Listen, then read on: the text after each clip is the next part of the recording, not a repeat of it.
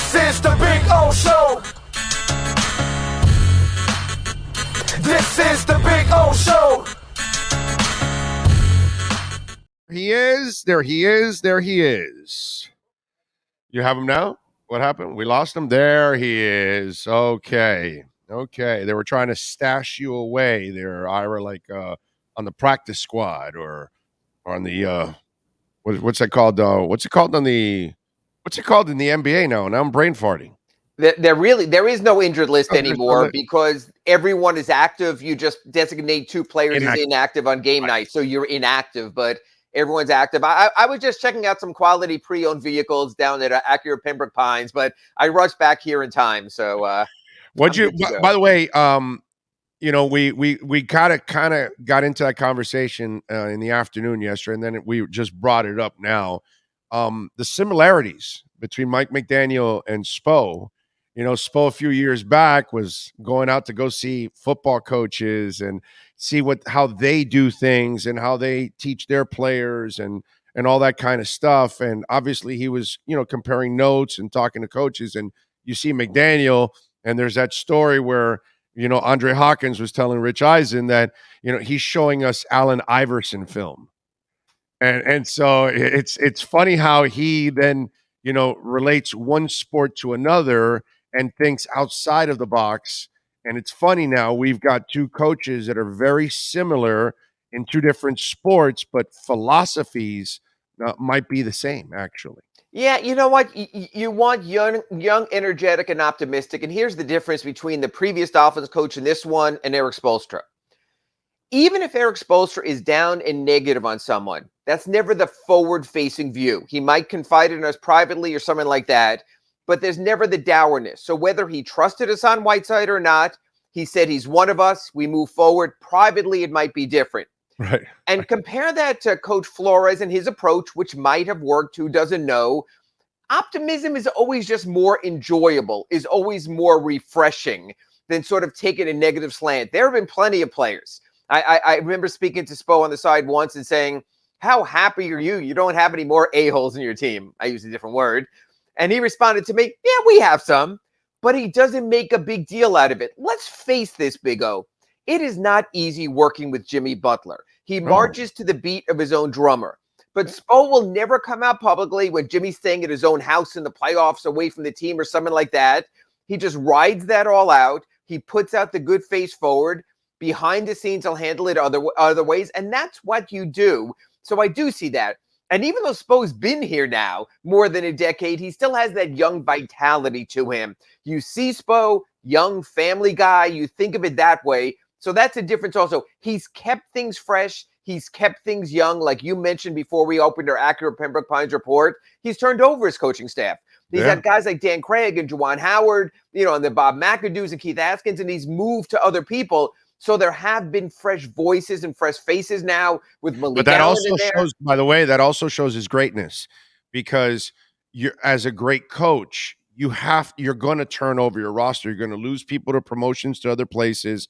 They're going to leave. They're going to retire, whatever it is. And you better replace them with people just as good or better. And you better have an eye for that. And to me, that's another sign of why Spo's a hell of a coach. And that's why I mentioned it, that he's turned over the staff several times, because to me, that's a huge sign that you develop players and you develop coaches. David Fizdale went on to the Grizzlies, the Lakers, the Knicks. Juwan Howard, obviously, we've seen his success at the University of Michigan. Dan Craig gets a chance to be more of a frontline lead assistant guy with the Clippers as their defensive coordinator there. So it's a matter of he's developing players. And hey, if they want to cash out somewhere else, so be it. He's developing coaches. And if they want to cash out somewhere else, so be it. And it's nice to see that within the Heat. They keep their people if they want to stay, but they also develop people if they want to expand their horizons. Yeah, it's a place where you're going to grow one way or another, either within, or it'll give you the stage to grow out. Spread your wings. It's a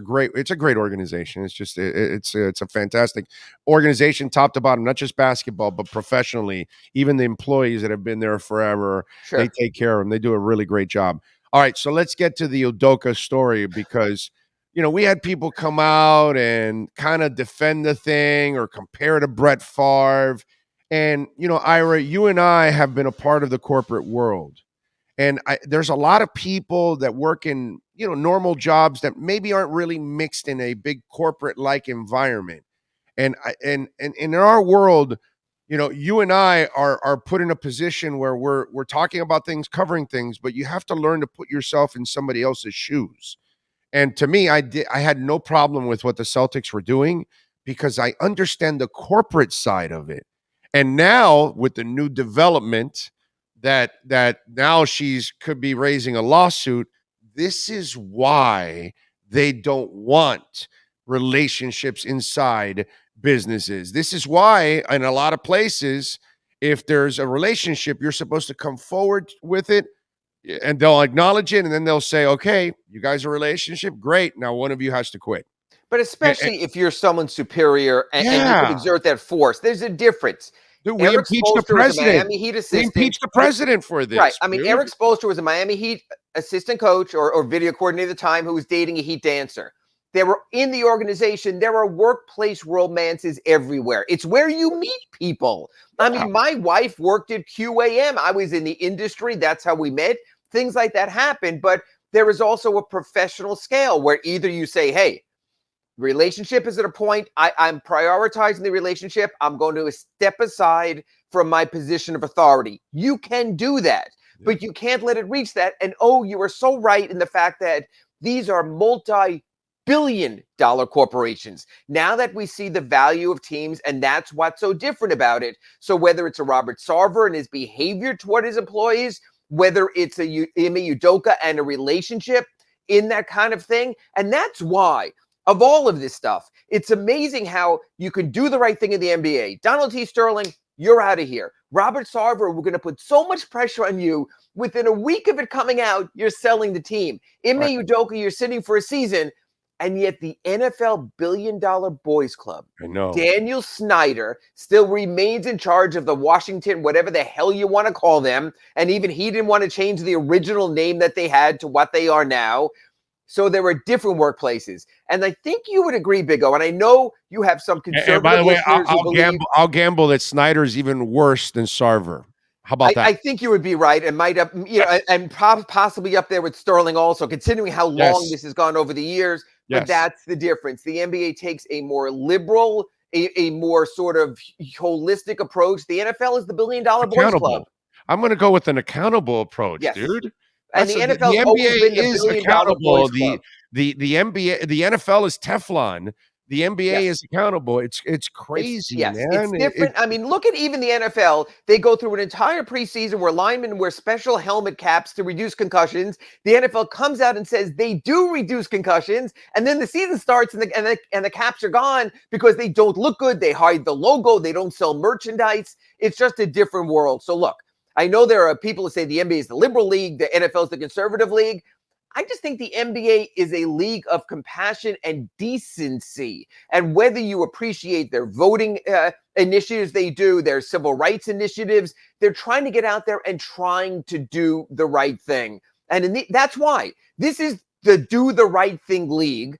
And that's how the Ime Udoka situation came out versus some of the stuff that goes on in the NFL. It's just the way it is. Are we going from suspension to firing? Because if we're now going to a possible lawsuit, now you've created a real problem for the franchise. This is just like Robert Sarver. Think about this, Big O.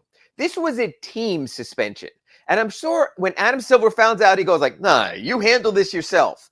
But just like Sarver, you're going to realize that you can't return from this, that it's going to expand. It was very interesting. I think it might have been Woj or someone else. I read the story that Ime Udoka's job options will be there whenever this runs out, that he's a highly successful coach, a respected Popovich assistant, got his team to the Eastern Conference Finals and the NBA Finals. I'm not so sure about that. Just like I'm not so sure that Robert Sarver is not owning a major business now and anyone's letting him in their club again. This is the kind of thing where the NBA basically said, look, we don't want to touch this for this reason. If the NBA enters, then they have to look at the relationships of every single employee for all 30 teams. This is a states' rights issue. So they, I'm sure, encourage the Celtics, keep your house in order. Let's not make this a rule where the NBA now has to have a blanket policy for all 30 teams. operate your multi-billion-dollar business as you professionally should the best way. So that's why we have it. This is a remarkable story. And it's a remarkable story on two fronts. One, that it got this big and couldn't be handled earlier. And two, there's still so much we don't know. And the fact is, like, a lot of the female reporters and journalists are absolutely spot on. Everyone's trying to find the person. Everyone's trying to cast the victim or someone who ruined this or the person he was involved with. That's the problem of our social media, Twitter, and salacious society, is we always go to point B. And tell me the truth here, Big O. You're kind of curious who the woman is, right? Be honest, Big O. A little bit, but a little bit. Okay, a little bit, but in the end, I blame Udoko just like I blame Bill Clinton, just like I blame anybody that made dude. You're the one in power. Authority. You're the one in power, authority, bro. Whether it's Clinton, whether it's Donald Trump, Right. whether it's anyone else who's been run out of Congress or business or something like that. When you're the person in authority, and also when you're being paid like the person of authority, and you're getting that. We all make decisions all the time. Whether you're married or not, you make a decision on how will this impact a greater picture, and people go ahead. You see someone is in a committed relationship. I don't care if you say you're married or not. When you're with the same person for 12 years, when you have two children by that same person, to me, you're married. To me, it's the same. And that does change my view of the situation. I'm with you. Plus, it's Nia Long. Holy God. Come on, man. That's a smoke show. That by the way, that's the only reason I gotta, because this is the guy in me now that comes out. Yes, that's I'll be brutally honest here. The only reason I want to see who she is, dude, you cheated on Nia Long. She better be, I mean, it's salacious. It's salacious, and it makes you curious, and it turns the focus. And thank God I will be at Heat Media Day on Monday and not Celtics Media Day. And a matter of fact, today at 11 o'clock, the Celtics are having a press conference, which I'm sure they're going to try to do the old, this is the final time we're going to comment on this. But it's not, because you have a 34-year-old replacement neophyte coach guiding a team that, at least until yesterday, was the favorite to win the Eastern Conference. Yeah, no, I'm 100% with you on that one, man. What are you working on over at the Sun Sentinel so folks can check you out before Monday's Meteor Days? There's a few things. One, I'm checking on if the Heat are still going to the Bahamas based on where this hurricane might come. Oh, that's right. I forgot about that. And if they need to rush back, I don't know if I'll be there. I'm not going to leave my family here. All of a sudden, this track pushed so far east overnight that I got to keep an eye on that, number one. And I'm finishing off my Heat 5 at 35 series, looking back at the 35 seasons of the Heat. I'm going to do my all Heat team on my Sunday column. I just filed that to the newspaper today to sort of say first team, second team, third team, who rates there. And again, the entire point of this process, Big O, is this. Please don't assume the Heat started when Pat Riley arrived in 95. Don't assume the Heat started when the big three got here in 2010. So I bring up names like Glenn Rice, like Sherman Douglas, like Steve Smith, because they deserve to be brought up. But today I just posted at sunsentinel.com my all sixth-man team. And honestly, I have Tyler Hero number one. He's the only player in the Heat history to be Sixth Man of the Year award winner. Yeah. So I know that's recency bias. And I know you had Ray Allen coming off the bench, Shane Battier, Mike Miller, Dan Marley. We've had a bunch of guys like that. But Tyler Hero's singular season in 21-22 was as good as any Heat reserve ever recorded, broke Dwayne Wade's record for points off the bench in the season. So I think you got to acknowledge also. So I enjoyed getting that out of the way before the start of camp, but this is their 35th season. They'll have a special logo, I've heard, on the court to start the season. And you should celebrate before we sit down there and ask, who's going to be the starting power forward? Yeah. Posey and what's it called? Trying to think of the other guy. Antoine Walker played off the bench a bunch. You got but him. Posey was a sixth man, right? And Battier.